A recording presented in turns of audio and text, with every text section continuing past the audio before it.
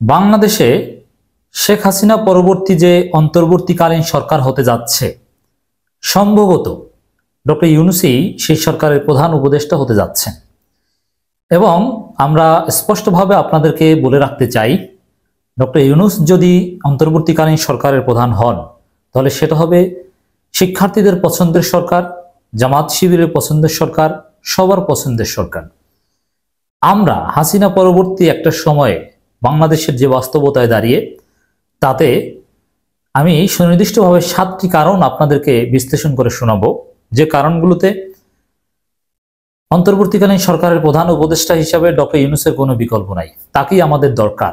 এবং আমাদের উচিত ডক্টর ইউনূসের নেতৃত্বে একটি অন্তর্বর্তীকালীন সরকার হলে রাষ্ট্রীয় বিভিন্ন প্রতিষ্ঠানগুলো পুনর্গঠন করে একটি ফ্রি, ফেয়ার অ্যান্ড ক্রেডিবল ইলেকশনের জন্য পরিবেশ তৈরি করে এবং উপহার দিয়ে নির্বাচিত সরকারের হাতে ক্ষমতা হস্তান্তর যাতে করতে পারেন, এই জন্য ডক্টর ইউনূসকে আমাদের সহায়তা করা উচিত এবং সেই সরকারের আনুগত্য করা উচিত। ইসলামপন্থীদের মধ্যে এর আগে বলে নেই যে জামাত ইসলামী কিন্তু প্রকাশ্যে ঘোষণা দিয়েছে যে ডক্টর ইউনূস যদি প্রধান হন তাদের শ্রদ্ধা রয়েছে এবং তারা এ বিষয়ে একমত, এবং শিক্ষার্থীরা ডক্টর ইউনূসের নাম প্রস্তাব করেছে। এর মানে জামাত শিবির ডক্টর ইউনূসের বিষয়ে একমত। অনেক ইসলামপন্থী, অনেক হুজুর, আহলে হাদিসের কিছু লোকজন আমাদেরকে বলছেন, মেসেজ দিচ্ছেন, এমনকি জামাত শিবির অনেকে, যে ভাই, আমি কিন্তু এই সরকার পতনের 2 দিন আগেই বলেছিলাম যে আমরা যে নতুন সরকার হতে যাচ্ছে সেখানে ডক্টর ইউনূসকে চাই, এখন ডক্টর ইউনূসই হতে যাচ্ছে। অনেক ইসলামপন্থী আমাদের কাছে বলেন যে ভাই, ডক্টর ইউনূস হওয়াটা ঠিক হবে না, কারণ তিনি একজন সুদখোর। অন্য কারো কথা আপনারা বলেন, অন্য কারো নাম প্রস্তাব করেন। এবং অনেকে আপনারা জানেন যে এই বৈষম্য বিরোধী ছাত্র আন্দোলনের সমন্বয়ক যারা, ওরা প্রায় সবাই আমাদের ছোট ভাই, কাছের ছোট ভাই। তো অনেকে বলছেন ভাই ওদেরকে একটু বুঝান ডক্টর ইউনূস ছাড়া অন্য কারো নাম প্রস্তাব করতে, কারণ একটা মুসলিম দেশে একজন সুদখোর এভাবে প্রধান উপদেষ্টা হবে, বিষয়টা কেমন না? আমি এই প্রশ্নের একটু সমাধান দিতে চাই। আমি বলতে চাই, ডক্টর ইউনূস সুদখোর, এটা হচ্ছে শেখ হাসিনার বয়ান। অতএব ইসলামপন্থীরা কিংবা আহলে হাদিসের লোকজন, কৌমি কিছু লোকজন ডক্টর ইউনূসকে সুদখোর হিসেবে অপছন্দ করছেন, আপনি শেখ হাসিনার বয়ান মেনে নিচ্ছেন। এরপরে যদি আমরা বলি যে ডক্টর ইউনূসের সুদখোর বা এই বিষয়টার সমাধান কি, আমি প্রথমে বলবো ডক্টর ইউনূস সুদখোর, তাহলে শেখ হাসিনা কি ছিল? তিনি সুদমুক্ত ইসলামী ব্যাংকিং এর জনক ছিলেন নাকি? খালেদা জিয়া তিনি কি ছিলেন? এরশাদ, জিয়াউর রহমান, তারা কি সুদমুক্ত ছিলেন? এর মানে বাংলাদেশের সিস্টেমটাই হচ্ছে সুদী কাঠামো। সেখানে সবকিছুই, সব ব্যাংকিং বা অর্থনৈতিক কাঠামো সুদ ভিত্তিক। হ্যাঁ, এটা সংস্কার করা আমাদের ইসলামপন্থীদের একটা দীর্ঘমেয়াদী চেষ্টা। কিন্তু ডক্টর ইউনূসের বাদ দিয়ে অন্য কাউকে যে আনবেন তিনি কি সুদমুক্ত? না, এই সুদখোর সুনির্দিষ্টভাবে ডক্টর ইউনূসকে বলা, এটা শেখ হাসিনার বয়ান। শেখ হাসিনা সবচেয়ে বড় সুদখোর, কারণ তিনি রাষ্ট্রের প্রধান, যে রাষ্ট্রটা হচ্ছে সুদ ভিত্তিক। বুঝতে পেরেছেন? অতএব এখানে সবাই কোনো না কোনোভাবে সুদের সাথে জড়িত। হ্যাঁ, এখন একেবারে ব্যক্তি যিনি সুদের সাথে জড়িত থাকেন না, বড় কোনো আলেম বুজুর্গ লোক, এখন তাকে তো আর কেউ মানবে না, এটা বলে তো আর লাভ নেই। এরপরে বলবো যে সুদখোর হিসাবে যদি ধরি, ডক্টর ইউনূসের দোষ অন্যান্য সুদখোরদের চাইতে একটু কিছুটা হলো কম। কারণ ডক্টর ইউনূস নিজে সুদ খান না, বরং সুদের যে টাকাটা সেটা আবার সোশ্যাল বিজনেস বা রিইনভেস্ট করেন। এখানে তিনি সুবিধাভোগী বা অতি মুনাফা ভোগ করেন না, সুদের টাকাটা আবার জনগণের জন্যই ব্যয় করেন। এই জন্য কিছুটা হলেও ডক্টর ইউনূসের পাপ কম হতে পারে, এটা শরীয়তের উসুলের ভিত্তিতে বলা যায়। অতএব আপনারা যারা ইসলামপন্থী বা হুজুর, আপনাদের উচিত ডক্টর ইউনূসকে মেনে নেওয়া। এরপর আমি 7টি কারণ বলবো, যে কারণগুলোতে ডক্টর ইউনূসের কোনো বিকল্প বাংলাদেশে হতে পারে না। প্রথম কারণ, ডক্টর ইউনূস যোগ্য লোক। ডক্টর ইউনূসের চাইতে কোনো যোগ্য লোক বাংলাদেশে নিরপেক্ষ, যিনি একটা অন্তর্বর্তীকালীন সরকারের প্রধান হতে পারেন, এরকম আপনাকে কেউ দেখাতে পারবেন না। সরকার প্রধান হতে হলে তো যোগ্য হওয়া লাগবে। অতএব তার যোগ্যতা নিয়ে আমার মনে হয় কারো কোনো আপত্তি নেই। এরপরে এই অন্তর্বর্তীকালীন সরকার, নিরপেক্ষ সরকার, এখানে সর্বজন শ্রদ্ধেয় হওয়াটা জরুরি, যার কোনো পলিটিক্যাল আইডেন্টিটি থাকবে না। এদিক থেকেও যদি বলি, শিক্ষার্থীদের আন্দোলনে এই বাঙালি জাতি মুক্তিযুদ্ধে ঝাঁপিয়ে পড়েছে তাদের ডাকে। এই শিক্ষার্থীরা বলছে ডক্টর ইউনূস যোগ্য। অতএব তিনি সর্বজন শ্রদ্ধেয়। জামাত শিবির সমর্থন করেছে, সবাই সমর্থন করছে। এই দিক থেকে ডক্টর ইউনূসকে সর্বজন শ্রদ্ধেয় বলা যায়।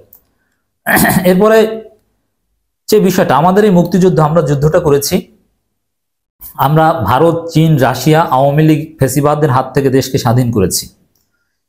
তো এখানে ডক্টর ইউনূস ভারতের দালালও নন, ভারতপন্থী নন, আওয়ামী লীগের দালাল নন, চীন বা রাশিয়ার দালালও নন। এবং আমাদের যে টার্গেট, যে এই মুহূর্তে ভারত, চীন, রাশিয়া কিংবা আওয়ামী লীগ বলয়ের বাহিরে কাউকে নিয়ে আসা। কারণ ভারত, চীন, রাশিয়া এই পন্থী কেউ আসলে তিনি কোনো না কোনোভাবে আওয়ামী লীগের পারপাস সার্ভ করতে পারেন। তো ডক্টর ইউনূস এই কয়টা বিষয় থেকে মুক্ত। তিনি আওয়ামী লীগের দালাল নন, বরং আওয়ামী লীগ কর্তৃক নির্যাতিত তিনি মজলুম। এবং তিনি ভারতের দালাল নন, চীনের দালালও নন, রাশিয়ার দালালও নন। অতএব এটা আমরা যারা মুক্তিযুদ্ধ, আমাদের জন্য সেফ, তিনি সেফ জোনে আছেন। এরপরে ব্যক্তি ইমেজ এবং তার যে পরিচিতি, এটার জন্য তাকে দরকার।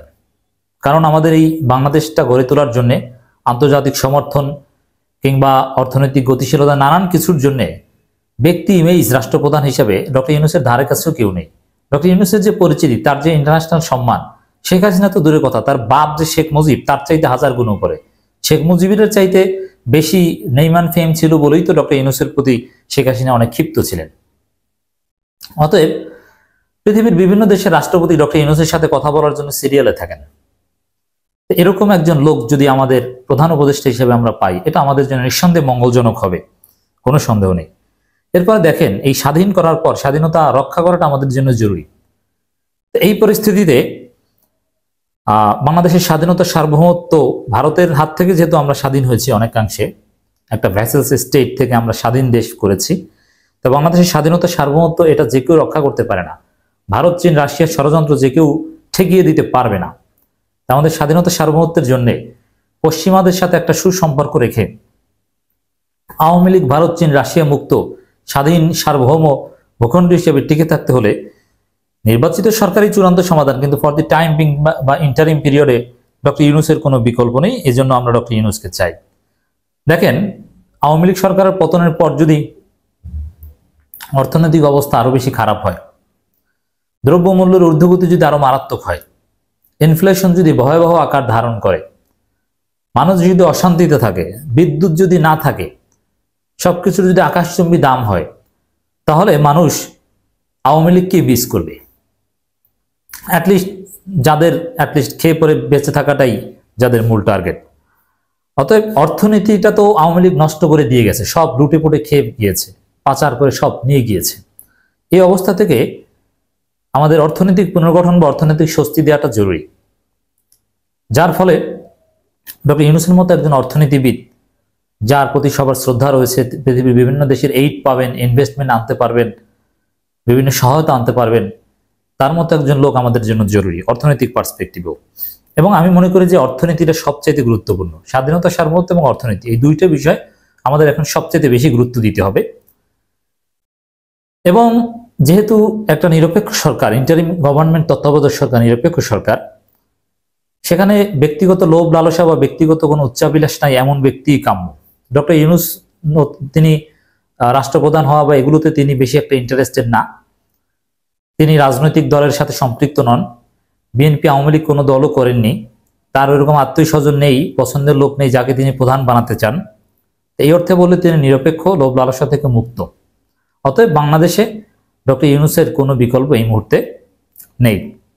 আমরা এই কারণগুলোর কারণে জামাত শিবির এবং শিক্ষার্থীদের যে সর্বসম্মত পছন্দ, সেই পছন্দে ডক্টর ইউনূসকে চাই।